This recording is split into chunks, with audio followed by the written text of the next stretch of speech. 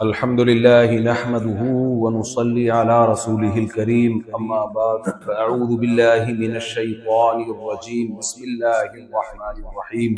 اللہ تعالیٰ نے ہمیں پیدا کیا نا، ہمیں بتا دیا کس سے کتنی محبت کرنی ہے اور کتنی محبت کی تمہیں اجازت نہیں ہے، یہ اللہ نے بتا دیا ہے. اگر اللہ کی گائیڈنس کے بغیر ہم چیزوں سے محبتیں کرنا شروع کر دیں تو جیسے بچہ ماں باپ کی گائیڈنس کے بغیر چیزوں سے محبتیں کرنا شروع کر دے تو برباد ہو جاتا ہے. ماں باپ بتاتے ہیں بیٹا یہ شہد ہے، یہ کھانے کی چیز ہے، یہ چاکلیٹ ہے، یہ کھانے کی چیز ہے، یہ پراٹھا ہے، یہ کھانے کی چیز ہے، یہ سموسا ہے، یہ کھانے کی چیز ہے، یہ چرس ہے، یہ کھانے کی چیز نہیں ہے، یہ ہیروئن ہے، یہ کھانے کی چیز نہیں ہے، یہ زہر ہے، یہ کھانے کی چیز نہیں ہے. یہ سکھاتے ہیں کہ نہیں سکھاتے؟ حالانکہ دل تو بچے کا کرتا ہے یار تھوڑا چرس بھی چکھ کے دیکھ لو، کرتا ہے کہ نہیں کرتا؟ پھر اگر چاکلیٹیں زیادہ کھانا شروع کر دے تو پھر ماں باپ بتاتے ہیں بیٹا ڈاکٹر صاحب نے کہا ہے تمہارے پیٹ میں جو اتنے کیڑے ہیں نا، جو اصل میں تمہارے ابا کے تھے، تو تمہارے جو پیٹ میں اتنے کیڑے ہیں وہ چاکلیٹیں زیادہ کھانے کی وجہ سے ہیں. اب چاکلیٹ سے محبت نہیں کرو، وہ پھر بھی کہہ رہا نہیں میں کھاؤں گا، تو مر جائے گا نا ایک دن. تو جیسے ماں باپ گائیڈ کرتے ہیں کہ کس چیز سے تمہیں محبت کرنی ہے یا نہیں کرنی، اور کرنی ہے تو کتنی کرنی ہے، اس گائیڈنس کے بغیر بچے کو ایسے ہی چھوڑ دیا جائے تو اپنا بیڑا غرق کر لے گا. وہ چیزوں میں اٹریکشن کو دیکھ کر تو دیکھے گا جو چمکتی بھی چیز ہے اس کی طرف جاؤ، وہ پیکنگ کو دیکھے گا. یہی حرکت بڑے ہو کر انسان کر رہا ہوتا ہے. خدا اس کو بتائے گا، اللہ بتاتا ہے ابے بھائی یہ چیز میں اٹریکشن بہت ہے، دل لگانے کی نہیں ہے، یہ اٹریکٹیو ہے دیکھنے میں، دل لگانے کی نہیں ہے، یہ ٹائم پاس کرنے کی چیز ہے، دل لگانے کی نہیں ہے. سمجھ میں آ رہی ہے بات کی نہیں آ رہی ہے؟ دل کس سے لگانا ہے؟ دل لگانے کی کیوں نہیں ہے پہلے یہ بتا دوں میں. دل لگانے کی اس لیے نہیں ہے کہ اس پہ فنا کا لیبل لگا ہوا ہے، ختم ہونے والی اور بولو فنا ہونے والی. دوسری اس کے اندر خرابی ہے آپ کو آپ کے ہدف سے ہٹانے والی، آپ کو آپ کے ہدف سے ہٹانے والی. مثال سے بات سمجھاتا ہوں. آپ کو کمپنی نے کہیں بھیجا، کسی کوئی کمپنی کا کوئی پروجیکٹ ہے، کسی جنگل میں اس نے بڑا ہوٹل بنانا ہے. رہائشی ہوتے ہیں نا ہوٹل، بڑے بڑے مالدار لوگ آتے ہیں جی شیروں کے بیچ میں ہم ذرا دیکھنا چاہتے ہیں. مالداروں کے شوق بھی عجیب عجیب ہوتے ہیں کہ ہم شیروں کے بیچ میں ذرا ہوٹل ہو، بیگم کے ساتھ ہم یہاں لائف کو انجوائے کریں، چاروں طرف چیتے لومڑی شیر گھوم رہے ہو. ہوتا ہے بہت ساری دنیا میں. سمندر کے بیچ میں ہوتا ہے، سمندر کے کنارے پر ہوتے ہیں کہ نہیں ہوتے. کمپنی نے آپ کی کمپنی نے آپ کو بیرون ملک بھیج دیا اور آپ کو کہا کہ آپ ہمارا ایک پروجیکٹ ہے، آپ یہ جو ہم نے 200-250 یا 4000 یا 1000 افراد بھیجے ہیں، ہمارا ہدف یہ ہے کہ یہاں ہم نے ہوٹل کی تعمیر کرنی ہے. ایک ہوٹل بنے گا، ایک خوبصورت عمارت بنے گی، پھر اس میں کمپنی کا بزنس ہوگا. تو آپ کو پروجیکٹ دیا، آپ کے پیسے بھی متعین کر دیے کہ بھئی یہ پروجیکٹ میں کچھ پیسے ایڈوانس لے لو اور جب یہ کمپلیٹ ہو جائے گا تو آپ کو 1-1 کروڑ روپے بولو نا پکڑا دیے. سمجھ میں آ رہی ہے؟ نہیں آ رہی. پھر کمپنی نے جب آپ کو بھیجا تو کمپنی کو پتا تھا یہ انسان ہے، یہ بھوکے پیاسے نہیں رہ سکتے. تو کمپنی نے وہاں کیا کیا کہ آپ کو کچھ پیسے دیے، بھئی یہ وہاں سموسے کا انتظام بھی ہوگا، ڈاکٹر کا انتظام بھی ہوگا، سوئمنگ پول بھی ہوگا، تھک جاتا ہے انسان، جاگنگ کا انتظام بھی ہوگا، ایک جم بھی بنا ہوا ہوگا کیونکہ لمبا پروجیکٹ ہے 4-5 سال کا. تو یہ ساری لوازمات اور جو ہے کنوارے چھڑے چھاٹ ہیں ان کی شادی کا بھی اگر انسان کے بچے ہوں گے وہ ان کی شادی کا بھی انتظام ہو جائے گا، اور جو میرڈ ہیں وہ اپنی بیگم کو بھی وہاں لے جا سکتے ہیں. تو یہ سارے لوازمات کے ساتھ آپ کو وہاں بھیجا گیا. آپ نے کیا کیا؟ آپ نے کہا یہاں تو سموسے کا بھی انتظام ہے. بھائی آپ کو سموسے بہت پسند تھے، آپ سموسے کھانے کے لیے سارا دن سموسے کی کینٹین پہ بیٹھے رہتے ہیں. مینیجر آتا ہے یار تو انجینئر ہے، تیرا کام ہے نقشہ بنانا، تو نقشہ تو بنانا، ایک لکیر ہی اب تک تو نے کھینچی. آپ کہہ رہے ہم بھیجے نہیں گئے، ہم یہاں سے دریافت ہوئے دھماکے کے نتیجے میں. کروڑوں سال میں ایک میں وجود میں آیا ہوں، تو مجھے چونکہ لائف کو انجوائے کرنا ہے تو میں یہاں بیٹھ کے کیا کھاؤں گا؟ سموسے کھاؤں گا. پھر جناب گول گپے والا گزرا، پھر گول گپے پہ دل آ گیا آپ کا. پھر آپ نے سوچا یار پراپرٹی خریدنی چاہیے، یہاں پہ بڑی اچھی جگہ ہے، ہوٹل بھی بن رہا ہے اڑوس پڑوس میں، تو پراپرٹی کے لیے پیسہ چاہیے. تو آپ نے کیا کیا؟ اس کنٹری میں ٹیکسی چلانا شروع کر دی پیسے کمانے کے لیے، تاکہ میں کیا خریدوں یہاں پہ؟ بولو نا پراپرٹی خرید. یہ سارے کام آپ کر رہے ہو.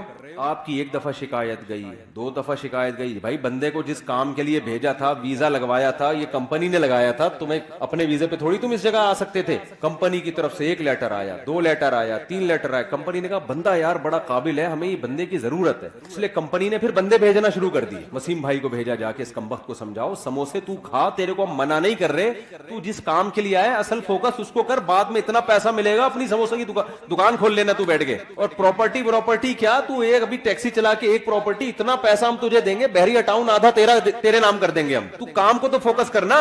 کمپنی نے ایک بندہ بھیجا, دوسرا بندہ بھیجا, اب بندے آ کے اس کو سمجھا رہے ہیں, ان بندوں کا کوئی مفاد بھی نہیں ہے. کمپنی اپنا خرچہ کر کے بھیج رہی ہے, جہاز کا ٹکٹ, ریٹرن ٹکٹ دے کے, کہ یار اس بندے کو جا کے سمجھاؤ, اس کا بیڑا غرق ہو جائے گا, ہمارا پیسہ اس پہ لگا اتنا, یہ اپنا کام کر کے نہیں آیا نا, اس کو جیل میں ڈالیں گے ہم. اس سے ایگریمنٹ ہوا ہے ہمارا, معاہدہ ہوا ہے اس سے ہمارا, اور ہم نے اس معاہدے کی بیس پہ اس پہ انویسٹمنٹ کی ہے, اس کو ہائر کیا ہم نے.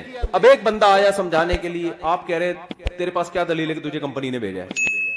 وہ کہے کہ تو اس کو چھوڑ, میں بات صحیح کر رہا ہوں غلط کر رہا ہوں. آپ بات کو چھوڑ, تیرے پاس کیا دلیل ہے؟ وہ کارڈ دکھا رہا ہے, وہ جہاز کا ٹکٹ دکھا رہا ہے. آپ کہہ رہے ہیں میں تجھے مانتا ہی نہیں, جا, میں مانتا ہی نہیں. یہ مولویوں کی باتیں ہیں. یہ کس کی باتیں ہیں؟ یہ اصل میں دنیا کے مزے, یہ ہمیں سموسے نہیں کھانے دے رہے, اصل مسئلہ یہ ہے. یہ ہمیں پکوڑے نہیں کھانے دے رہے, یہ اصل میں لائف کو انجوائے نہیں کرنے دے رہے. پھر دوسرا کمپنی نے بندہ ہائر کیا, اس کو بھیجا, یار جا کے اچھا بھلا آدمی ہے, سمجھا یار, پتہ نہیں اس کا دماغ کھسک گیا ہے, کیا ہو گیا اس کو. اب جو اس کو سمجھانے کے لیے آ رہا ہے, بجائے اس کے کہ یہ مانے, یہ الٹا اس کو کہہ رہا ہے تیرا دماغ کھسک گیا ہے, تو پاگل ہو گیا, مجھے سموسے نہیں کھانے دے رہا, تو مجھے پلاٹ نہیں خریدنے دے رہا, تو مجھے پیسے نہیں کمانے دے رہا. تو لوگ کیا کہیں گے؟ بھائی ہمارا کام تھا بتانا. اصل میں تو چونکہ بھیجا گیا ہے, اور یہ ویزے جو ملا ہے نا, یہ کمپنی جب تیری کمپلین ایمبیسی میں کرے گی, تیرا ویزا ختم, اور اسی وقت تجھے ڈیپورٹ کر دیا جائے گا. تیری ساری پراپرٹی, تیرے سارے پلاٹ, تیرے سارے پکوڑے اور تیرے سارے گول گپے اور سموسے دھرے کے درے رہ جائیں گے. اور کمپنی نے لاسٹ وارننگ دی ہے, اس کے بعد بھی اگر تو انسان کا بچہ نہیں بنا, تو نے اپنے کام کو فوکس نہیں کیا, تو تجھے واپس بلا کے جیل میں ڈال دیں گے ہم, کیونکہ تو آیا نہیں ہے, تجھے بھیجا گیا ہے, تیرے اوپر تیرا کنٹرول نہیں ہے. پھر بندہ آیا اگلا, اس نے آخری وارننگ کمپنی نے دی, تو بندہ آخر میں آ کے کہتا ہے, اس کو اب سمجھا رہے, دیکھ بھائی تو انسان کا بچہ بن جا, تو چھوڑ دے یہ سموسے کھا, ہم تجھے منع نہیں کر رہے, لیکن فوکس کس کو کر, تو اس پروجیکٹ کو فوکس کر, تجھے بہت پیسہ ملے گا, عزت بھی ملے گی. تو پھر جواب میں کہتے ہیں, ابے بھائی ایسے بھی میں ٹیکسی چلا رہا ہوں, اتنا پیسہ, اتنے سموسے, میں بھی پلاٹ خریدوں گا. تو کیا کہے گا؟ ابے بھائی میری نظر میں اس پلاٹ اور اس پروجیکٹ جو تو کام کر رہا ہے نا, اس کی ویلیو 2 ٹکے کی بولو نہیں ہے. اب جیسے ہی 2 ٹکے کا لفظ بولا, فوراً کمنٹس آنا شروع. ابے کیوں 2 ٹکے کی نہیں ہے یار, میں پراپرٹی خرید رہا ہوں, کروڑوں روپے کی پراپرٹی ہے, سموسا کھا کے دیکھ, مزہ نہ آئے, پیسے واپس. 2 ٹکے کی ایک سموسا 4 ٹکے کا ہے, تو کہہ رہا 2 ٹکے کا نہیں ہے. تو جواب میں کیا کہے گا؟ بیٹا جب کمپنی کا آرڈر آئے گا نا کہ چل بے واپس آ جا, تو تجھے پتا چلے گا کہ جہاں تو نے انویسٹمنٹ کی ہے نا, وہ جگہ تیری بولو نا ہے نہیں. تیری جگہ وہ ہے جہاں سے کمپنی نے تجھے بھیجا ہے, اس ملک کا باشندہ, اور وہاں تیرا ٹھکانا. پولیس والے تجھے ایئرپورٹ پہ اریسٹ کرنے کے لیے کھڑے ہوئے ہیں. یہاں تو بنا لے بحریہ ٹاؤن, یا تو اپنی مرضی سے آیا ہوتا نا, اپنے ویزے پہ آیا ہوتا, پھر بناتا یار پراپرٹی, بناتا, سلپ ہو جاتا, بھاگ جاتا, جو مرضی کرتا, آخرت میں دیکھا جاتا, یا کوئی پکڑائی میں آ جاتا تو آ جاتا, نہیں آتا تو عیاشی کر لیتا. تو کمبخت, تو کس خوش فہمی میں ہے, تیری حیثیت 2 ٹکے کی نہیں ہے. تو پانی سے قطرے سے پیدا ہوا ہے, تجھے بھیجا گیا, پیدا کیا گیا, تیری ماں کی چھاتیوں میں دودھ پیدا کیا گیا, آسمان سے بارشیں برسائی گئیں, زمین سے نباتات اگائے گئے, پھر سوکھا چارہ جانوروں کو کھلایا گیا, ان سے چکنا گاڑا دودھ تیرے لیے نکالا گیا. سوکھے چارے کو رگڑ کے دیکھو, ایک تیل کا قطرہ نہیں ہے. وہ جب گائے کھاتی ہے, کیسا چکنا گاڑا دودھ اس میں سے پیدا ہوتا ہے. ان لکم فی الانعام لعبرہ نسقیکم مما فی بطونہ من بین فرث ودم لبنا خالصا سائغا للشاربین. قرآن کہتا ہے ہم سوکھا چارہ انسان کے لیے جانوروں کو کھلاتے ہیں. اس چارے کو جاپان کے سائنسدانوں کے پاس لے جاؤ کہ اس میں تیل کا ایک قطرہ نکال کے دکھاؤ, سائنسدان کہے گا سوکھی گھاس میں سے چکنائی نہیں نکلتی, تبھی کولیسٹرول کے مریضوں کو سبزیاں کھلائی جاتی ہیں, اس میں چکنائی نہیں ہوتی. اللہ کہتے ہیں انسان تجھے میں نے دنیا میں بھیجا, تو دھماکے کے نتیجے میں وجود میں نہیں آیا. منی کا قطرہ غلیظ قطرہ تھا, تجھے میں نے عزت دی. فجعلہ نسبا وصہرا, جب پیدا ہوا ددیال نے بھی خوشی منائی, ننیال نے بھی خوشی منائی. پھر جب بالغ ہوا ایک اور خاندان لگا دیا جس کو سسرال کہا جاتا ہے. ان 3 خاندانوں میں تیری عزت دی, اتنا پروٹوکول میں نے تجھے دیا. جیسے ایئرپورٹ پہ گئے ہو نا, لوگ ریسیو کرنے کے لیے آئے ہوئے ہوں, آپ کو کمپنی نے بھیجا, وہاں عزت ہو رہی ہے, اور آپ وہاں جا کے کس میں لگ گئے, گولے گنڈے کھانے میں لگ گئے. آپ ایسا پروٹوکول اللہ نے انسان کو دیا. پیدا ہوا, آسمان سے بارشیں, الم نجعل لہ عینین, دیکھنے کے لیے دو آنکھیں دی اللہ نے, وَلِسَانًا وَشَفَتَيْن, زبان دی, ہونٹ دیے, کیسی خوبصورت باڈی انسان کی بنائی گئی. لَقَدْ خَلَقْنَا الْإِنسَانَ فِي أَحْسَنِ تَقْوِيمٍ, بہترین خوبصورت انداز سے پیدا کیا. وَسَخَّرَ لَكُم مَّا فِي السَّمَاوَاتِ وَمَا فِي الْأَرْضِ, کمپنی نے تو آپ کو صرف سموسوں کی دکان کھول کے دے دی تھی, 2-4 ڈاکٹر بٹھا دیے.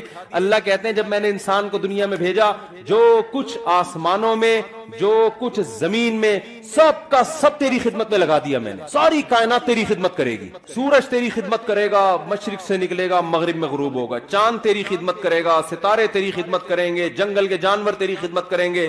تو جب گوشت کھانا چاہے گا لاکھوں کروڑوں بکروں کو ذبح کر دے گا, ان سے زندگی کا حق چھینے گا. تو جب چاہے گا سمندر سے لاکھوں ٹن کروڑوں ٹن مچھلیاں سے زندگی کا حق چھینے گا. آپ فشری میں جا کے دیکھو, کراچی کے ساحل پر روزانہ سمندر انسان کو ایسے رز نکال کے پھینک رہا ہے. لے جا بھائی, مچھلیاں نکل رہی ہیں, انسان دبا کے لانچوں سے مچھلیاں نکال رہا ہے. مچھلی زندہ چیز ہے, اس سے زندگی کا حق انسان چھینتا ہے اپنے زبان کے چٹخاروں کے لیے. خدا نے کہا چھین لو اس سے حق. کیوں؟ میں نے کس کے لیے پیدا کیا؟ تمہارے لیے پیدا کیا. آپ اس سے نکالتے ہو, تجارت بھی کرتے ہو, بزنس بھی کرتے ہو, ساری فیسلٹیز حاصل کرتے ہو. اربوں خربوں مرغیاں روزانہ ان کی گردنیں کٹتی ہیں, ان سے زندگی کا حق چھینا جاتا ہے تاکہ ان کا گوشت انسان کی خوراک کا حصہ بنے. لاکھوں کروڑوں بچڑے ذبح ہوتے ہیں ڈیلی بیسس پر, جس کا گوشت انسان کی خوراک کا حصہ بنتا ہے. پوری کائنات انسان کی خدمت میں لگا دی اللہ نے. پھر اللہ کہتے ہیں میں نے تیرے لیے ایک اور کام کیا, تجھے یا تو مرد بنایا یا عورت بنایا, تاکہ مرد ہو تو عورت کی طرف رغبت, عورت ہو تو مرد کی طرف رغبت, تاکہ دونوں کا ملاپ سے دونوں کو ذہنی سکون ملے اور پھر تجھے اولاد ملے, تیرا خاندان آباد ہو. یہ نعمت بھی میں نے تیرے اوپر کی. آپ نے کیا کیا؟ غیر مسلم نے کیا کیا؟ اس نے بولا یار ساری کائنات میری خدمت کر رہی ہے, آسمان سے بارشیں برس رہی ہیں. پھر فالق الحب والنوا, اللہ کہتے ہیں یہ زمین تجھے ایسے روزی دے گی, تو ایک آم کی گٹلی زمین میں ڈالے گا نا, میں نے تیری خدمت کے لیے ایسے سافٹ ویئر اس میں انسٹال کر دیے ہیں, اس گٹلی سے ایک پودا نکلے گا, پھر وہ پودا بڑا ہوگا, پھر تناور درخت بنے گا, پھر اس درخت کے پھول آئیں گے, ان پھولوں پہ سینکڑوں اسی طرح کے آم پیدا ہو جائیں گے, اور ہر آم کے اندر ایسی گٹلی ہوگی. ایک گٹلی دے کے تجھے زمین پہ بھیج رہا ہوں, یہ اگاتا جا اور کھاتا جا. لیکن کرنا کس چیز کو؟ یہ ساری نعمتیں تیرے لیے مسخر ہیں, تو کسی اور کام کے لیے بنا ہے. انہی میں پڑھ کے خدا کو بھول مت جانا, تو کسی اور کام کے لیے بنا ہے. وہ کام کیا ہے؟ وما خلقت الجن والانس الا لیعبدون, تو نے مجھے راضی کر کے آنا ہے. یہ پروجیکٹ میں نے تجھے دیا ہے, میری عبادت کرنی ہے, مجھے خوش کرنا ہے. تیرا اصل کام یہ, اس دنیا سے تو نے دل نہیں لگانا, انہی عام اور انہی سموسوں پکوڑوں میں الجھنا نہیں ہے تو نے, کہ بحریہ ٹاؤن میں میرا پلاٹ, اور احسن آباد میں میرا پلاٹ, اور فلانے جگہ میرا پلاٹ, اور میری گاڑی. یہ تو بے وقوف اور پرلے درجے کے احمق لوگوں کا کام ہے کہ جو چیز آپ کے لیے مسخر کی گئی تھی, جو لونڈی تھی آپ کی, جو غلام تھی, آپ اسی کو دل بیٹھے. وہ تو آپ کی خدمت کے لیے, اس کو غلام بنا کے رکھو, اس کو اپنا باپ بنانے کی کوشش مت کرو. نہیں آ رہی میرا خیال ہے بات سمجھ میں؟ تو بتاؤ, کمپنی نے جب بھیجا تو اس نے کہا بھائی تجھے ہم نے بھیجا ہے, تو خود تھوڑی آیا ہے. اب کوئی عقل مند جا کے اس کو سمجھا رہا ہے ابے اس پلاٹ کی 2 ٹکے کی ویلیو نہیں ہے, کام کو فوکس کر. وہ کہہ رہے دیکھو کروڑوں روپے کے پلاٹ کو کیا کہہ رہا ہے, 2 ٹکے کا نہیں, اور جواب میں کہہ رہا تو نکالنا 2 ٹکے ملتا ہے دیکھتا ہوں. تو عقل مند کیا کہے گا؟ بیٹا جب تجھے واپس بلائیں گے نا, اور جب یہ چیزیں تجھ سے چھینی جائیں گی, پھر تجھے پتا چلے گا کہ یہ واقعی 2 ٹکے کی بولو نہیں ہے, بلکہ ٹکا 2 ٹکے کا نہیں ہے. تجھے یہ بھی انداز ہو, ٹکے لے کر آیا تھا, وہ 2 ٹکے کے نہیں ہے. کیا کریں یار, پولیس بلواؤ بھائی.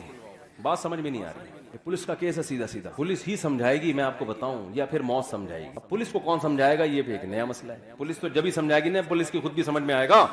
تو خدا کی قسم لا الہ الا اللہ, دنیا میں اس سے بڑا احمق, اس سے بڑا بے وقوف, اس سے بڑا پرلے درجے کا گدھا کوئی نہیں ہے جو یہ کہتا ہے کہ اس دنیا کی ویلیو میری نظر میں 2 ٹکے سے زیادہ ہے.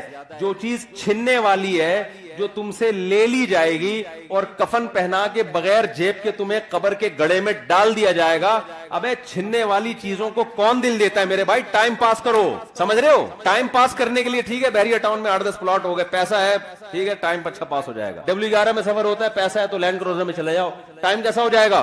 دل ول تھوڑی دینا ہے.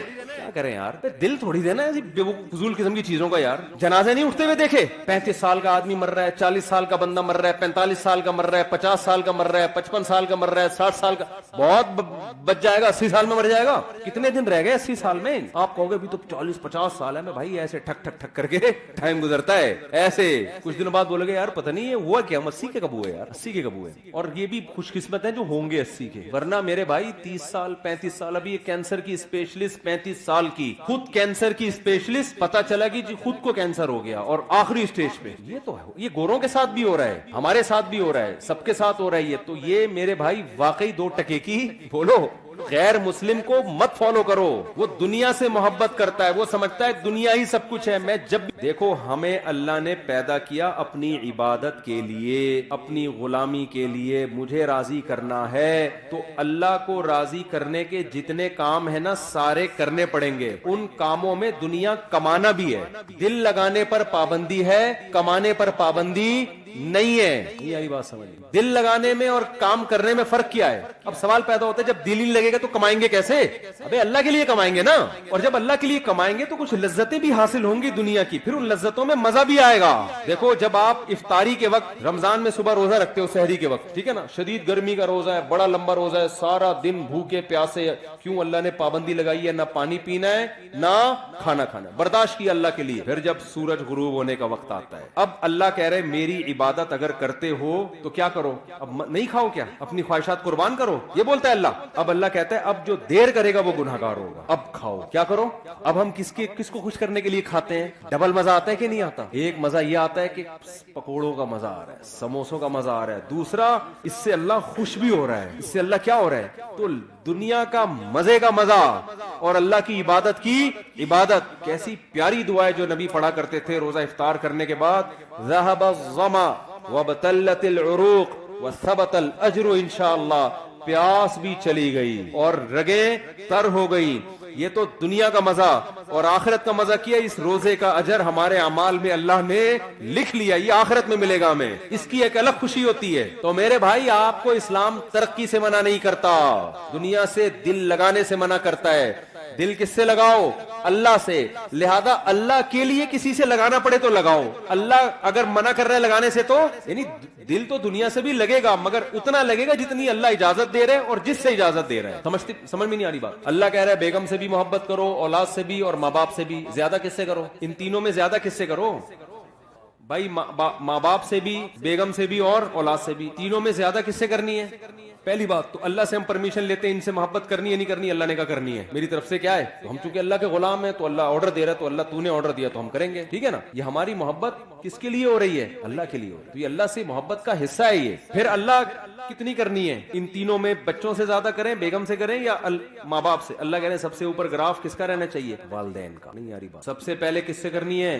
ابا اماں. نہیں آ رہی بات؟ اے اللہ کتنی کرنی ہے ان سے, حالانکہ اس میں دنیاوی مفاد نہیں ہے, کیونکہ ابا بڑھاپے میں بہت بوجھ لگتے ہیں. جوانی میں تو نچوڑ لیا ان, اب ریٹائر ہو گئے, اب کھانسنے کے لیے رہ گئے وہ گھر میں. ان کی دوائیاں ہیں, ان کے مسائل ہیں, پھر وہ بڑھاپے میں دماغ چڑچڑا ہوتا ہے, پوچھ رہے ہیں کہاں جا رہا ہے, کہاں سے آ رہا ہے, تو اچھا ہی نہیں لگ رہا ہے یار, یہ کیا ہے یار, میں اپنی لائف کو انجوائے کرنے دو ابا. تو ابا پھر اپنے ابا کے واقعات سنا رہے ہوتے ہیں, بیٹا ہم تو اپنے ابا کے پاؤں بھی دباتے تھے. ابا وہ پرانا زمانہ تھا, ونس اپون اے ٹائم, ابا کو سمجھا رہے ہوتے ہیں. تو اللہ میاں نے کہا کہ جیسے افطاری میں تمہیں سموسے سے دل بہلانے کی اجازت ہے, سموسا اچھا لگ رہا ہے, میری طرف سے کوئی پابندی نہیں ہے, لگے کھاؤ. تو اللہ میاں نے کہا کہ کچھ چیزیں ایسی ہیں جو تمہیں اچھی لگیں, تو میں نے کوئی پابندی نہیں لگائی, جتنی لگ رہی ہیں اور زیادہ اچھی لگنا شروع ہو جائیں, بشرطے کہ اللہ سے آگے نہ نکالو ان کو. لیکن جب ان کا آپس میں کمپیئر ہوگا, تقابل ہوگا, تو سب سے زیادہ محبت ابا اور اماں, ان کی ناراض نہیں کرنا, ان کے پاؤں میں جنت تلاش کرنی ہے.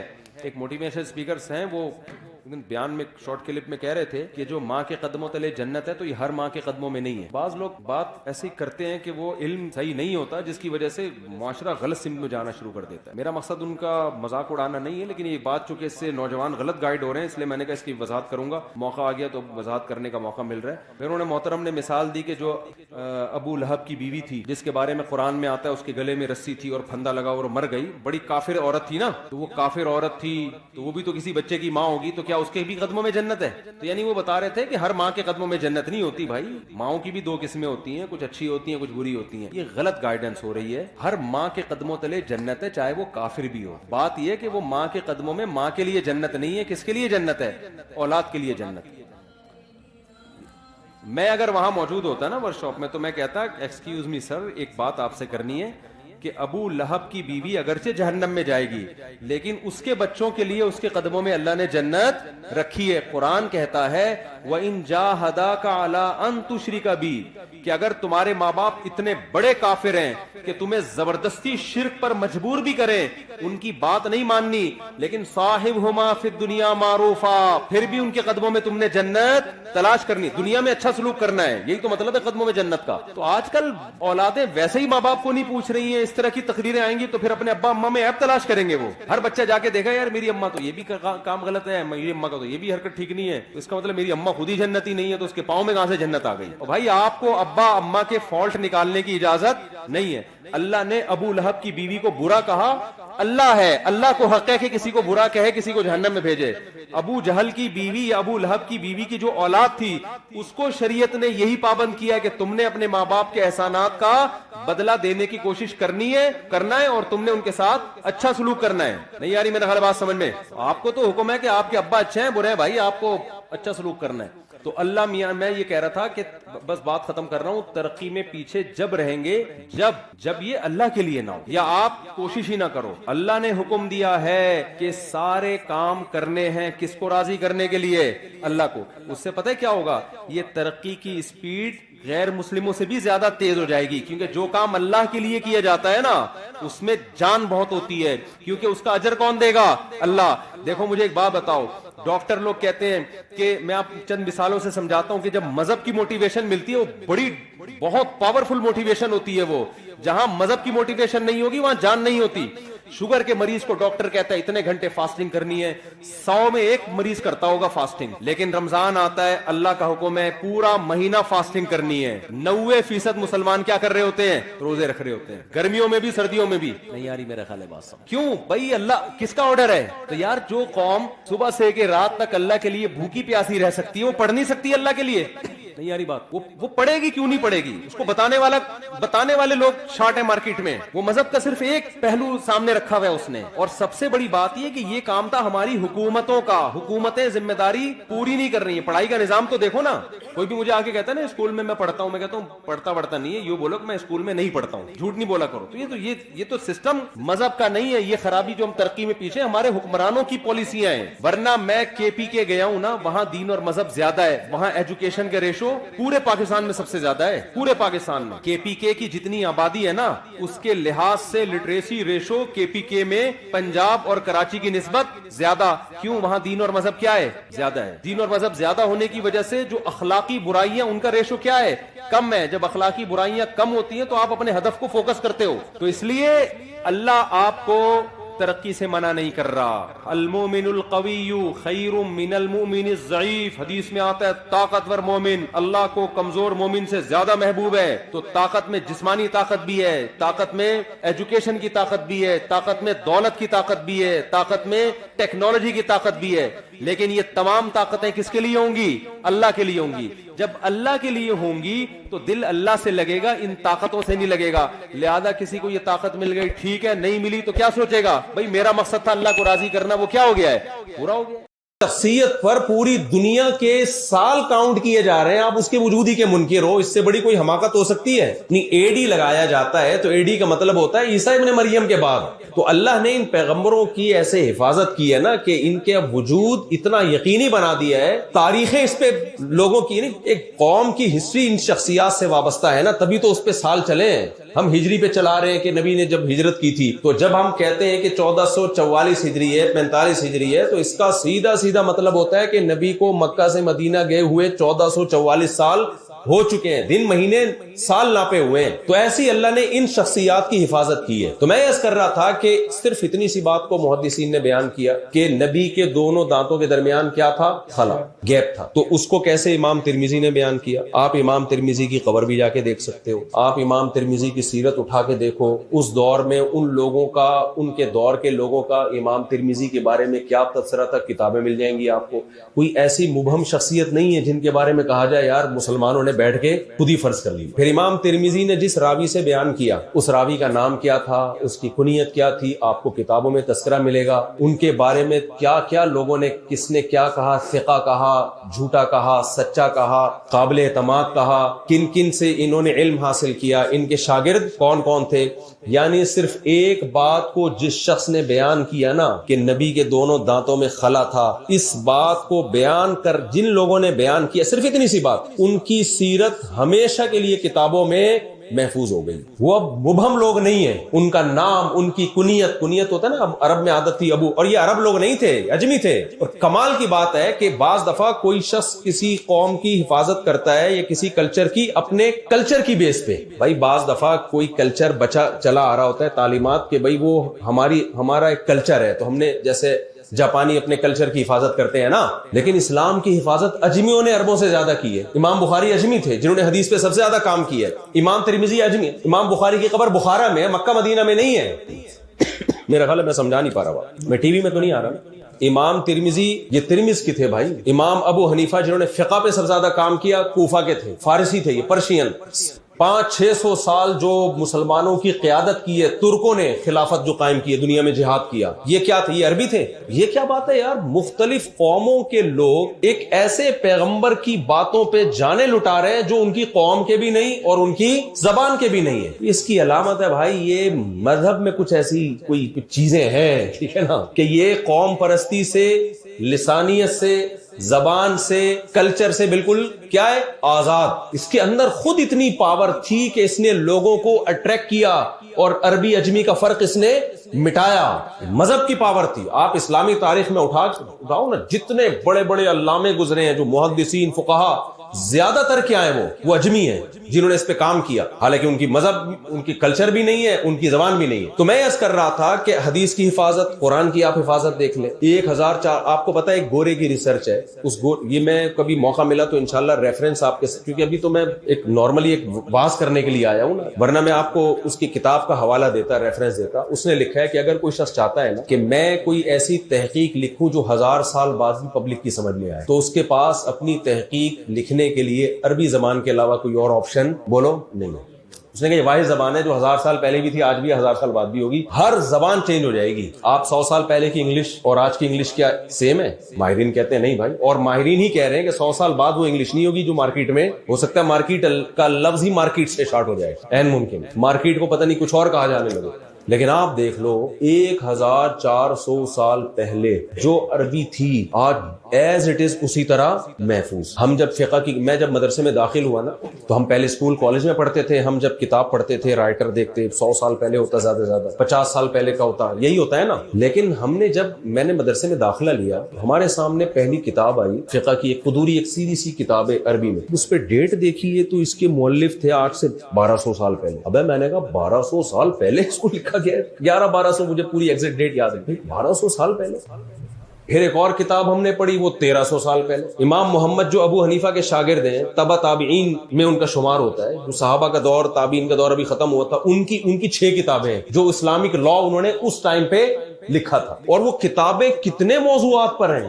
اس میں آپ کی فیملی سسٹم کے احکام, نکاح طلاق کے احکام, وراثت کے احکام, عدلیہ کے احکام, کہ جج کے کیا قوانین ہیں, حدود اور قصاص کے احکام, وراثت کے احکام, غیر مسلموں سے معاہدوں کے احکام. یعنی وہ کتابیں جو اس دور میں لکھی گئیں جس دور میں انگریز کہتا ہے کہ وہ انسانیت کا سیاہ ترین دور تھا, انسان اور وحشیوں اور جنگلیوں میں کوئی فرق نہیں تھا. ہم تو ماضی میں جتنا جائیں گے تو ایسے ہی نظر آئے گا نا.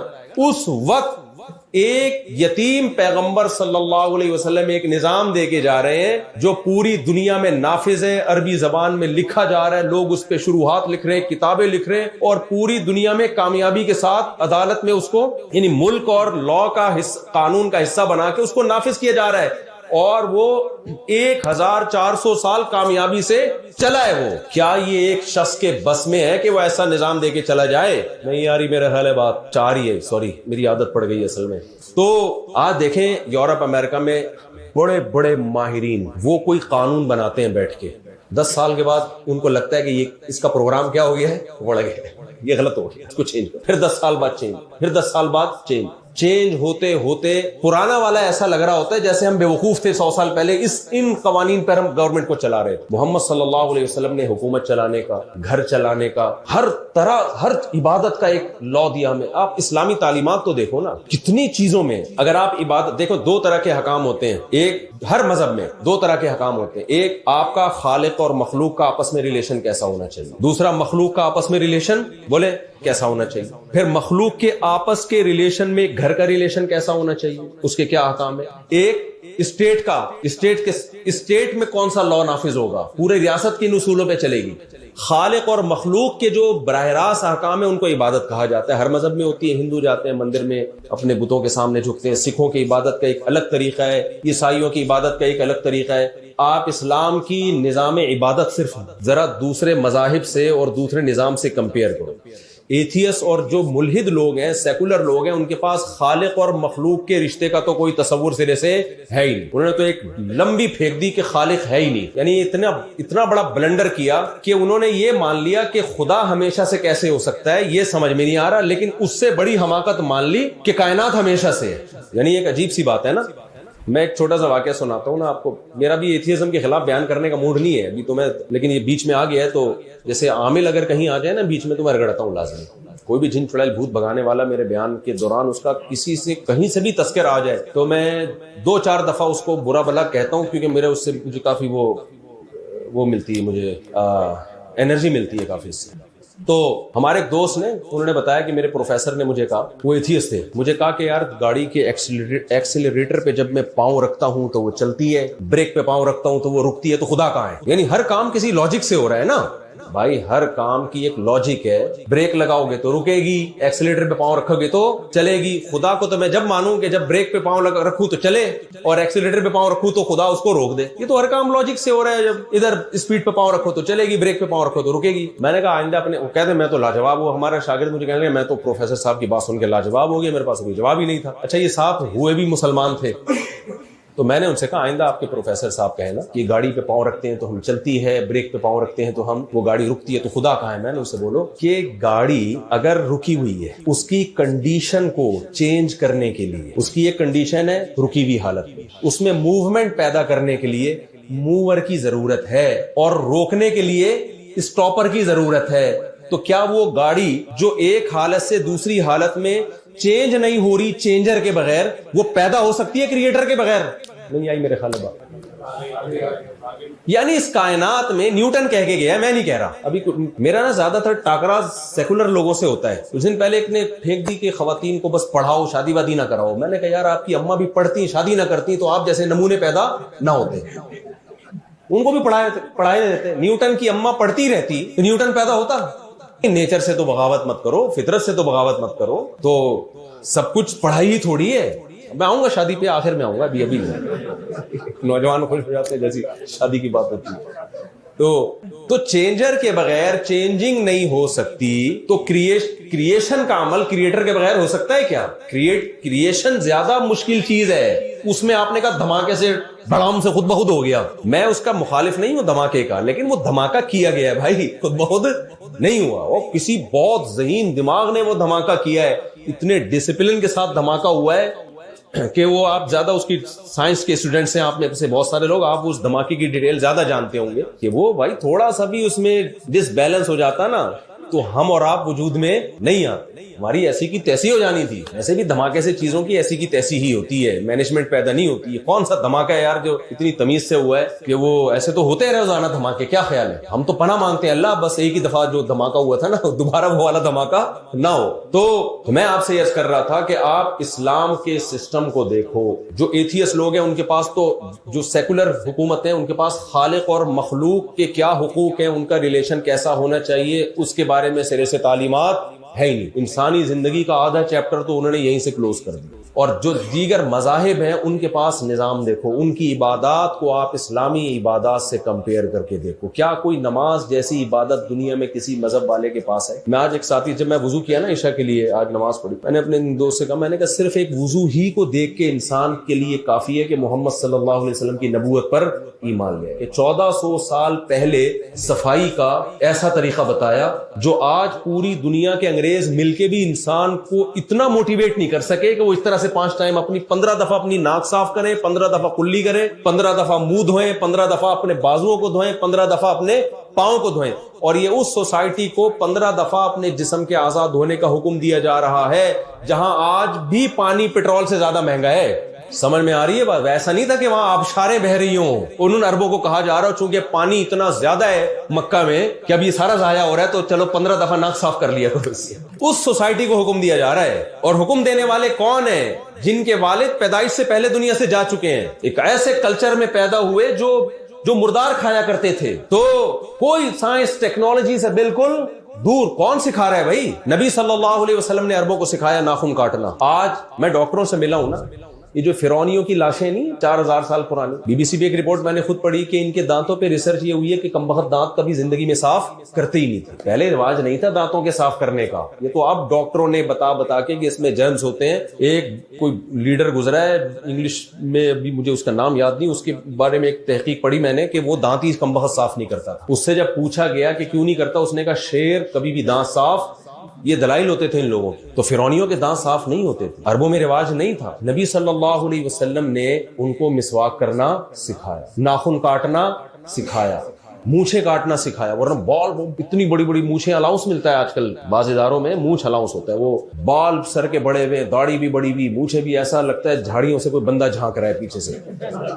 تو ایک عجیب سا منظر ہوتا ہے. آپ نے فرمایا داڑھی بڑھاؤ, بعض مذاہب میں ہر طرح کے بال بڑھاؤ, نہ یہ بھی غلط. بعض میں کہ بالکل ایسے صاف, نہ بالکل نیچر کے مطابق حکم دیا. نبی صلی اللہ علیہ وسلم نے حکم دیا حلق العانہ, زیر ناف بال صاف کرو, نتف الابط, بغلوں کے بال صاف کرو. یہ خدائی تعلیمات کے بغیر ممکن نہیں ہے. پھر جب آپ سے پوچھا گیا کیوں, آپ نے فرمایا 10 چیزیں پیغمبروں کی فطرت ہیں, وہ پیغمبروں نے سکھائی ہیں, لہذا میں بھی سکھاؤں گا. پھر اس میں آپ نے فرمایا ناخن کا صاف کرنا, غسل براجم, گھٹنوں پہ جو میل جمع ہو جاتا ہے اس کو صاف کرنا, یہ جو جوڑ ہوتے ہیں نا ہمارے, اور پھر بغلوں کے بالوں کو صاف کرنا, دانتوں کا صاف کرنا. آپ صلی اللہ علیہ وسلم نے فرمایا ساری پیغمبروں کی کیا ہے, یہ پیغمبروں کی فطرت ہے, پیغمبروں کے احکام ہے, اس کو فالو کرنا پڑے گا. تو یہ اس دور میں یہ ساری, میں پہلے بتاؤں جلدی جلدی نا, خالق اور مخلوق کے بارے میں. آپ وضو دیکھ لو, آپ نماز دیکھ لو. عربوں میں عادت تھی صبح اٹھ کے پانی میں ہاتھ ڈالنے کی. آپ نے فرمایا اذا استيقظ احدكم من منامه فلا يغمسن يده في الاناء حتى يغسلها ثلاثا. تم میں جب کوئی صبح اٹھے, نلکوں کا رواج نہیں تھا, ہم تو اب نلکا کھول کے ہاتھ دھو لیتے ہیں نا, واش کرتے ہیں. عربوں میں عادت تھی ایسے کر کے ہاتھ ڈال کے پانی نکالا. آپ نے فرمایا جب کوئی صبح اٹھے گا ہرگز اپنا ہاتھ اس نے پانی کے برتن میں نہیں ڈالنا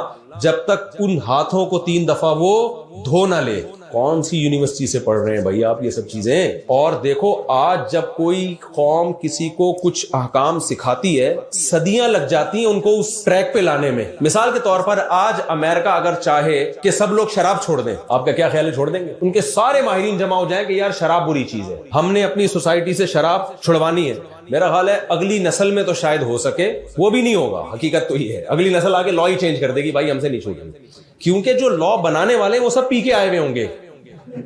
وہ کہیں گے یار ہم تو اس کے بغیر لا بنا نہیں سکتے نا, ہمیں ملے گی نہیں تو ہمارا دماغ ہی کام نہیں کرے گا. عرب شراب کے عادی تھے, اور اس کے لیے تو تاریخ پڑھنے کی ضرورت نہیں ہے. ظاہر ہے دنیا کی ہر قوم میں جہاں بھی مذہب نہیں ہے وہاں شراب ہے. ایک آیت نازل ہوئی ہے انما الخمر والمیسر والانصاب والازلام رجس, اے ایمان والو شراب, جوا, پانسا یہ سب ناپاکی کے کام ہے, فاجتنبوہ چھوڑ دو. وہ دن اور 1400 سال گزر گئے. آج بھی عسکری میں جہاں آپ رہتے ہیں میرا خیال ہے 99% لوگ شراب سے بچتے ہیں. شاید 2-4 کوئی ہو تو بھائی میں معذرت چاہتا ہوں, تو کم لوگ ہیں. 1400 سال تک اس موٹیویشن کے اثرات باقی ہیں. یہ کیا معمولی چیز ہے؟ کیا انسان کے پاس اتنی پاور ہے کہ وہ لوگوں کو ایک ایسی چیز چھڑوا بھی دے, فوراً لا بھی بنا دے, بتا دے لا, اور وہ اس کے پاس اتنی پاورفل موٹیویشن ہو کہ اس موٹیویشن کے اثرات 1400 سال تک اسی طرح چلے آ رہے ہوں جیسے 1400 سال پہلے تھے. جس سے پتا چلتا ہے بھائی یہ بشر کا کام نہیں ہے, یہ خدا کی مدد کے بغیر یہ ممکن نہیں ہے. تو آپ وضو دیکھ لیں, آپ نماز دیکھ لیں, نماز کا طریقہ جو بتایا گیا ہے, دنیا میں اتنی زیادہ حسین عبادت آپ کو کہیں بھی نہیں ملی. زکوٰۃ کا نظام بتایا گیا, کروڑوں اربوں روپے آپ صرف زکوٰۃ کی اگر کیلکولیشن کی جائے جو لوگ رمضانوں میں یا سال بھر ادا کرتے ہیں, ساری دنیا کے ٹرسٹ اور چیریٹی ایک طرف رکھو آپ, اور صرف جو مسلمانوں کے ہاں زکاتیں نکلتی ہیں اس کی تو کوئی کیلکولیشن کا سسٹم نہیں ہے. کیلکولیشن تو صرف وہ ہوتی ہے جو بینک کاٹ لیتے ہیں, کروڑوں میں نہیں ہے, اربوں میں نہیں ہے, ارب روپے نکلتے ہیں زکاتوں کے. انسانیت کی خدمت کے لیے اتنا زبردست پیکج دیا بھی, اور ایسی موٹیویشن کہ 1400 سال بھی اس پیکج پر عمل بولو ہو رہا ہے. اور کمال کی بات یہ کہ کسی کو یہ وہم ہو سکتا تھا, میں اگر مثال کے طور پر چندے پہ بیان کر رہا ہوں, آپ کو بہت ترغیب دے رہا ہوں, یار زکاتیں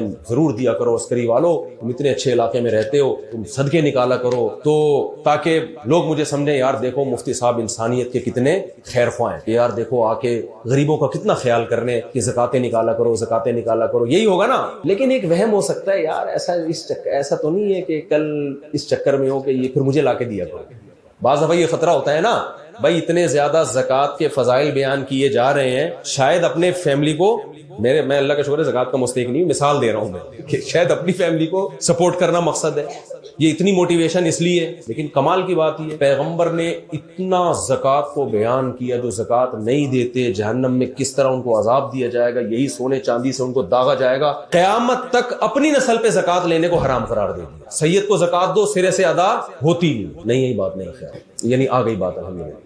یعنی آپ کی آل اولاد, سیدہ فاطمہ کی آل اولاد, حضرت علی کی آل اولاد, حضرت عباس کی آل اولاد, جو آپ کے کزن ہیں وہ بھی, آپ کی اپنی بیٹی بھی, قیامت تک یہ نہیں کہ ان کو زکوٰۃ دینا جائز ہی نہیں ہے, زکوٰۃ دی تو ادا نہیں ہوگی, آپ کے ذمہ فریضہ رہ جائے گا.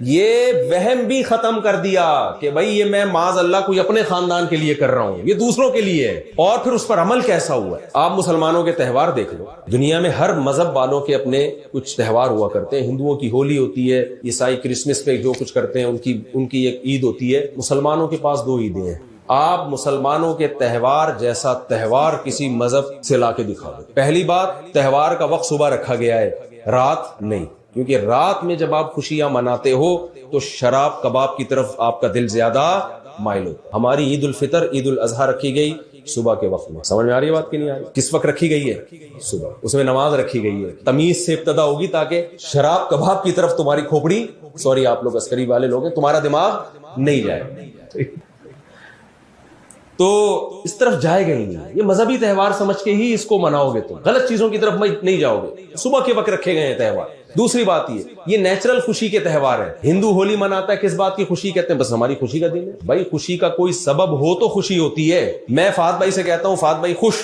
ہو جاؤ, فہد بھائی تھوڑا سا مسکرائے گا, یوں کرے گا, یہ کوئی نیچرل خوشی ہوگی؟ میں فہد بھائی سے کہہ دوں کہ نہیں کہہ رہا میں, کیونکہ وہ خواتین بیان سن رہی ہیں, تو میں ایک مثال دینا چاہ رہا تھا جو میں نہیں دوں گا, لیکن میں دینا یہ چاہ رہا تھا کیونکہ کہ بھائی آپ کے لیے ایک اچھا رشتہ میں نے دیکھ لیا ہے. ایک مثال دے رہا ہوں, لیکن دیکھا نہیں ہے, میں جھوٹ بول رہا ہوں. تو پھر جو ان کی ایک دم باتیں کھلیں گی وہ کسی وجہ سے خوشی ہے نا. کیا خیال ہے بھائی؟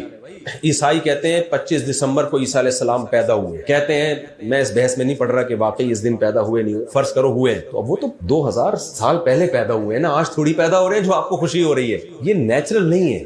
لیکن مسلمانوں کو جو تہوار دیے گئے ہیں اس میں 2 خوشیاں ہوتی ہیں, جسمانی بھی اور روحانی. 1 مہینہ روزے رکھوائے جاتے ہیں, پھر 1 مہینے کے بعد جب آپ کھانے پینے سے اجتناب کرتے ہیں, نہ اس میں پان کھایا, نہ گٹکا کھایا, نہ نسوار, نہ استغفر اللہ چرس پہ آ رہا تھا میں, تو کیونکہ جو سوسائٹی میں ہو رہا ہے میں تو وہی بتاؤں گا نا. تو 1 مہینے بعد جب آپ کو چھٹی ملی, خود بخود خوشی ہوتی ہے کہ نہیں ہوتی انسان؟ یار کل سے ہم نارمل روٹین کے مطابق کھانا شروع کریں. صبح 8 بجے ناشتہ کریں گے, چائے پیئیں گے, آفس میں جائیں گے, چائے پیئیں گے, جو بھی ہماری, کیونکہ سارا دن بھوکا پیاسا رہنا بہرحال انسان کو ڈسٹرب کرتا ہے. پائلٹوں کو روزہ نہیں رکھنے دیا جاتا. میں نے پائلٹوں کو, تم روزہ رکھ کے کیا جہاز نہیں اڑاؤ گے؟ انہوں نے کہا یار انسان کا دماغ نہیں صحیح طرح ایکٹیو ہوتا. تو 1 مہینے کے بعد جس نے واقعی میں روزے رکھے ہوں, عید کے دن اس کو واقعی میں خوشی ہوتی ہے, تو اس کو خوشی منانی نہیں پڑتی, خوشی اس کو خود بخود ہو رہی ہوتی ہے. یہ جسمانی خوشی ہے.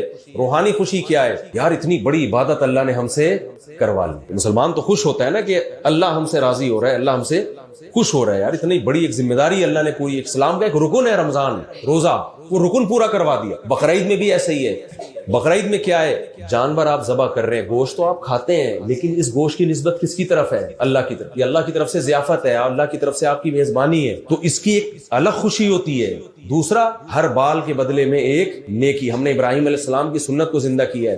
تو کوئی لاجک ہے, ایویں ہی نہیں ہے کہ یار چل صبح ہم خوشی منائیں گے بیٹھ کے. ہم نے فرض کر لیا کہ 5 جنوری کو ہم سب کا خوشی کا دن ہے. فرضی خوشی میں اور حقیقی خوشی میں زمین اور آسمان کا فرق ہوتا ہے. ورنہ اسلام بھی یہ کہہ سکتا تھا جس دن نبی پیدا ہوئے وہ تمہارے عید کا دن ہے. نا نا نا. اسلام بھی یہ کہہ سکتا تھا جس دن جو ہے وہ بدر میں مسلمانوں کو فتح ہوئی وہ دن تمہارے لیے عید کا ہے. نا نا نا بھائی, وہ تو ہو گئی نا, وہ تو ہو گئی. اب تھوڑی 1400 یعنی 2024 میں تھوڑی بدر فتح ہو رہا ہے, بدر میں فتح ہو رہی ہے. یہ ایسے ہی ہے جیسے سالگرہ میں خوشی منا رہے ہوتے ہیں نا, ہوتی ذرا بھی 2 ٹکے کی خوشی نہیں ہے انسان کو. تبھی میں سالگرہ کے اس لیے خلاف ہوں. میں نہیں کہتا حرام ہے, میں کہتا ہوں یہ بے وقوف ہو. سوری آپ میں سے کوئی منا رہا ہوگا, یہ ہے حماقت. اس لیے کہ آپ اگر فار ایگزامپل پیدا ہوئے تھے 5 جنوری کو, اگلے سال 5 جنوری آ گئی تو کیا ہو گیا؟ یعنی آپ تو اور بڑھاپے کے قریب چلے گئے, آپ تو قبر کے قریب چلے گئے. تو آپ خام ہمیں تکلف کر کے کیک کاٹ رہے ہیں, کھلا رہے ہیں. تو کوئی خوش ہونے کی چیز پہ انسان خوش ہو. تو ایسی چیز جس پہ اندر سے خوشی نہیں ہو رہی ہے, اندر سے یہ ہو رہا ہے یار تھوڑا دیر سے یہ والا دن آتا تو زیادہ اچھا تھا, کیا خیال ہے؟ 40 سال کے تھے تو 40 ہی کے رہتے, 41 کے بلا وجہ ہو گئے. تو یہ گوروں کی نا تکلفات ہیں کچھ, کہ ان کو تو خوشی کے لیے کچھ کرنا پڑتا ہے ان کو خوش ہونے کے لیے. تو آپ اسلام کا عبادت کا نظام دیکھیں, آپ اسلام کا رمضان کا نظام دیکھیں. رمضان کا آپ دیکھ لو, آج ڈاکٹر جب آپ کو کہتا ہے 1 وقت کا کھانا چھوڑ دو آپ کی صحت اچھی ہو جائے گی, کوئی چھوڑتا ہے؟ 1 دن چھوڑیں گے 4 دن ناغا کریں گے, اور 2 وقت کا چھوڑ دو دنیا چھوڑ دے گا انسان. شوگر کا پیشنٹ بھی ہوگا نا, اس کو ویٹ کم کرنا ہے پھر بھی وہ نہیں کرے. اور جو بہت زیادہ ترم خان بنتے ہیں وہ فاسٹنگ کیسے کرتے ہیں؟ پانی پیتے رہتے ہیں جن کو, اور وہ بھی جب جا کے ڈاکٹر کہے کہ آپ کولیسٹرول کا ڈبہ بن چکے ہیں, آپ کو یعنی آپ کا ویٹ اتنا بڑھ چکا ہے کہ آپ کسی بھی دن دھماکے سے پھٹ جائیں گے. تو موت کا خوف ان کو پھر موٹیویٹ کرتا ہے کہ چلو بیچ بیچ میں کافی پیتے رہو, لیکن ایسا نہیں ہوگا کہ 13 گھنٹے 17 گھنٹے 16 گھنٹے کچھ بھی نہیں کھاؤ. 100 میں کوئی ایک ہوگا, وہ بھی بہت, جس کو اپنی صحت کا خیال ہوگا. محمد صلی اللہ علیہ وسلم نے 1400 سال پہلے بتایا کہ تم پہ رمضان کے روزے فرض کیے گئے جیسے تم سے پہلی امتوں پہ فرض کیے گئے. ایک آیت نازل ہوئی ہے, 1400 سال گزر گئے, مسلمان اب تک روزے, اس دعوت کا اثر ہے, میجورٹی اب تک روزے رکھتی ہے. چاہے وہ ناروے میں ہو 22 گھنٹے کے روزے ہوں, چاہے وہ سعودیہ میں ہو, دبئی میں ہو. میں نے مزدوروں کو روزے رکھتے ہوئے دیکھا ہے, پیاس سے زبان نکل رہی ہوتی ہے لیکن روزہ رکھ رہی. یہ موٹیویشن کس کی ہے بھائی؟ جنہوں نے یہ ہمیں کہا وہ نہ ہماری قوم کے ہیں, نہ ہمارا عربوں سے کوئی کلچر ہمارا ملتا ہے. آپ سعودی عرب میں جاؤ, وہ آپ کو الگ ہی نظروں سے دیکھ رہے ہوتے ہیں, سمجھتے ہیں کوئی مریخ سے کوئی مخلوق آ گئی ہے. نہ کلچر میچ کرتا ہے بھائی, نہ ہماری خوراکیں ان کی خوراکوں سے میچ کرتی ہیں. عرب کھجور کھاتے ہیں, ہم تو 2-4 سے زیادہ کھجوریں کھا ہی نہیں سکتے. اس کے باوجود 1400 سال پہلے ایک اعلان ہوا تھا, اور آج میجورٹی پوری دنیا میں روزے رکھ رہی ہے. یہ موٹیویشن کسی بشر کی بولو نہیں ہو سکتی, یہ نہیں ہو سکتا. اتنا پاورفل نظام, وراثت کا نظام دیکھ لو بھائی. گورے آج بوکھلا رہے, ہر ملک کا الگ قانون ہے کہ کوئی مرے گا تو اس کی وراثت کا کیا ہوگا, ہر ملک کا الگ. اور ایسے ایسے بیوقوفوں والے قانون بنائے ہوئے ہیں, کتوں تک کو وراثت دینے کے قوانین ہیں, کتے کو دے کے چلے جائیں. اسلام نے اتنا بہترین نظام بنایا وراثت, 1400 سال سے کامیابی کے ساتھ وہ نظام چلا رہا ہے. اول نظر میں رکھتا ہے کہ اس میں ظلم ہے. اکثر ایک مشہور اعتراض کیا جاتا ہے کہ بیٹی کو آدھی دی, بیٹے کو دگنی دی. تو بھائی آپ بیٹے کو 2 لاکھ دیے فار ایگزامپل, یا 2 کروڑ دیے, بیٹی کو 1 کروڑ, لیکن ذمہ داریاں ساری نان نفقے کی کس پہ ڈال دی ہیں؟ نکاح ہوگا, مہر کون دے گا؟ بیٹا. بیٹی تو جہاں نکاح ہوگا لے گی مہر, جہیز کا اسلام میں ویسے ہی کوئی کانسیپٹ نہیں ہے. ساری زندگی کا نان نفقہ کس کے ذمہ ہوگا؟ تو ایک صاحب کو میں نے کہا 2 کروڑ دیے, خرچہ 4 کروڑ کا ڈال دیا اس کے اوپر. بیٹی کو 1 کروڑ دیا, خرچہ 5 روپے کا بھی اس کے اوپر. حتیٰ کہ عورت کے پاس 1 ارب روپے بھی ہیں, بچہ پیدا ہوتا ہے, اس بچے کی ساری ریسپانسبلٹی کس کے ذمہ ہے؟ باپ کے ذمہ ہے. وَعَلَى الْمَوْلُودِ لَهُ رِزْقُهُنَّ وَكِسْوَتُهُنَّ بِالْمَعْرُوفِ, باپ کے ذمہ ڈال دیا سب کچھ. تو بچیوں کو زندہ دفن کیا جاتا تھا, کس قدر بچیوں کو, یعنی آج انسانی حقوق کی تنظیمیں بنتی ہے نا, سارے حقوق ایک تنظیم کے ذمہ نہیں ہوتے. جانوروں کی الگ بنی ہوئی ہے, خواتین کی الگ بنی ہوئی ہے, بچوں کے حقوق کی تنظیمیں الگ بنی ہوئی ہیں, لا بنانے والے الگ ہیں, امپلیمنٹ کرنے والے الگ ہیں. تو موٹیویشن جو موٹیویٹ کرنے والے ہیں وہ الگ ہیں. لیکن محمد صلی اللہ علیہ وسلم لا بنا بھی رہے ہیں, خواتین کے حقوق پر بھی بات کر رہے ہیں, بچوں کے حقوق پر بھی بات کر رہے ہیں, بیٹیوں کے حقوق پر بھی اور کیسا سنگین ظلم ہو رہا ہے بیٹی پہ کہ زندہ دفن کیا جا رہا ہے. اس سوسائٹی میں اپنی نواسی کو کندھے پہ بٹھا کے آپ نے نماز پڑھائی ہے پوری, تاکہ عربوں کے دل سے بیٹیوں کی نفرت نکلے. لا بتا بھی رہے ہیں, اس پہ لوگوں کو موٹیویٹ کر کے چلا بھی رہے ہیں, اپنا بیہیویئر ایسا دکھا رہے ہیں. آپ نے یتیم خانے بہت دیکھے ہوں گے, یتیموں کے حقوق پر تقریریں بہت سنی ہوں گی, لیکن محمد صلی اللہ علیہ وسلم نے یتیم کے حقوق کو جس طرح سے بیان کیا, یہ بھی ایک سوسائٹی کا حصہ ہے نا.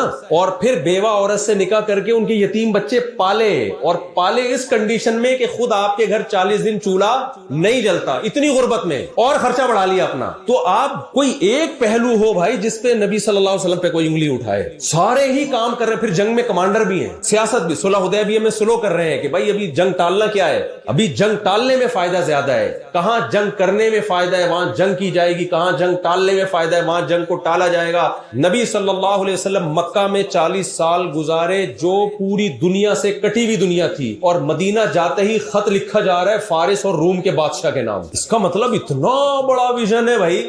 آپ کا ابھی مدینہ پہ پورا کنٹرول ہوا نہیں ہے, اور آپ لیٹر کس کو لکھ رہے ہیں, روم اور فارس کی وہ سلطنتیں جو اس زمانے کے رشیا اور امریکہ تھے. تو یہ ساری چیزیں میرے بھائی ایسا ہی نہیں ہے, یہ ایسا ہی نہیں ہے کہ اللہ قیامت کی دن ہمیں ایسی چھوڑ دے گا. تم اسلام کو فالو کرتے تھے چلو ٹھیک ہے, نہیں کرتے تھے چلو پھر بھی کیا ہے ٹھیک ہے. نا اللہ نے محمد صلی اللہ علیہ وسلم کو جب پیغمبر بنایا اور قرآن کو اپنی آخری کتاب بنایا تو دلائل سے نہیں بلکہ براہین قاطعہ, عربی میں برہان کہتے ہیں دلیل سے اوپر کی چیز کو.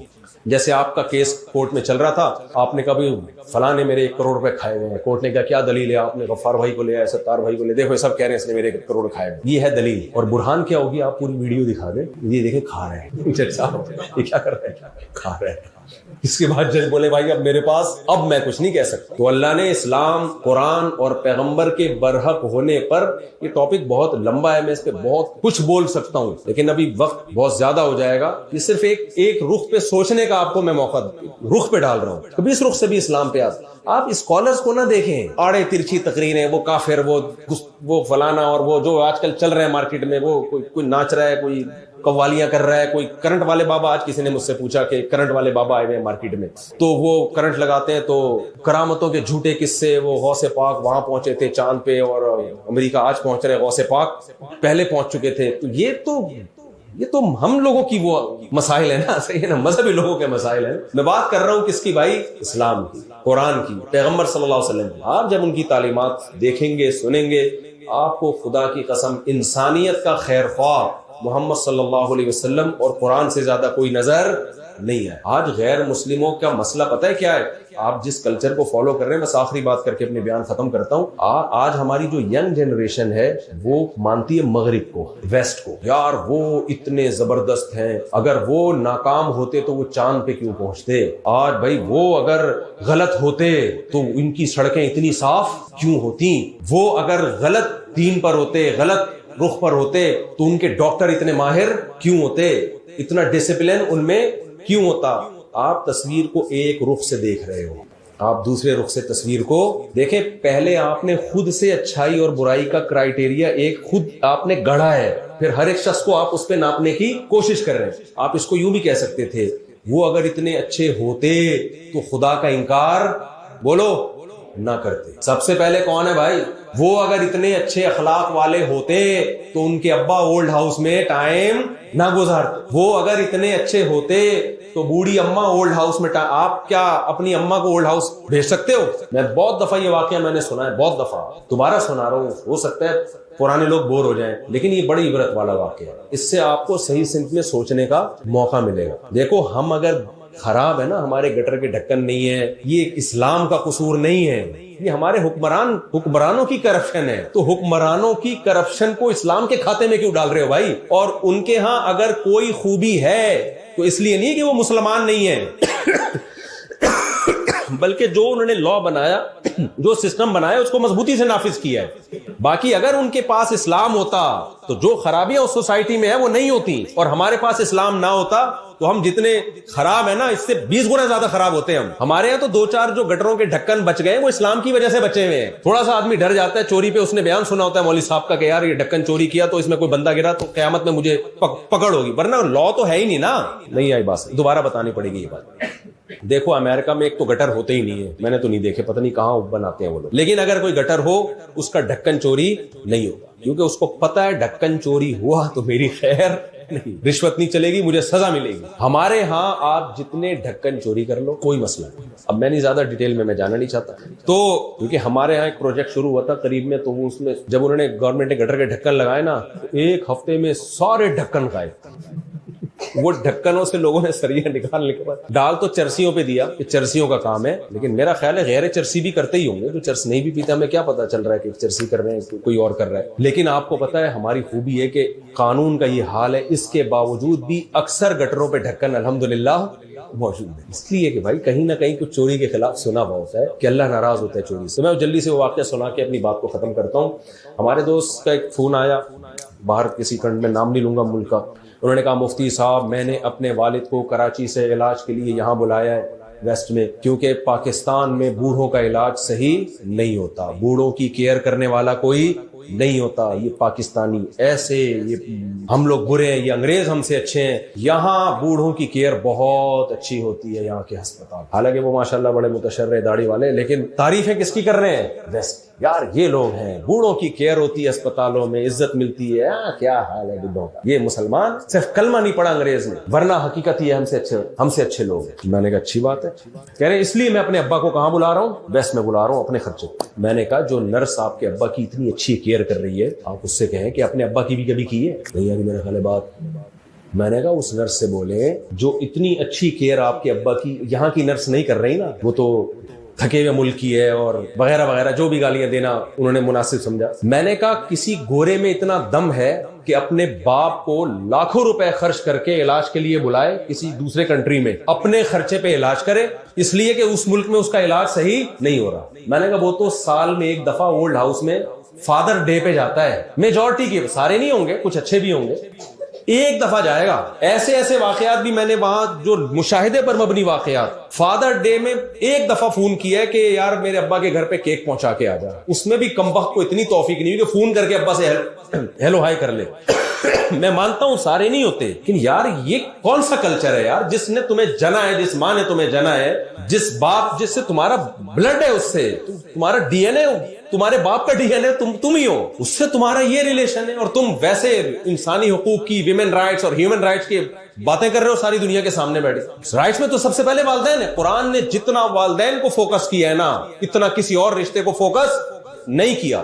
مجھے بتاؤ والدین کے حقوق پر کیوں نہیں تنظیم بنائی ان لوگوں نے؟ خواتین کے حقوق پر ہے, بچوں کے حقوق پر ہے, جانوروں کے حقوق پر ہے, ابا کے حقوق پر کیوں نہیں ہے, ماں کے حقوق پر کیوں نہیں ہے؟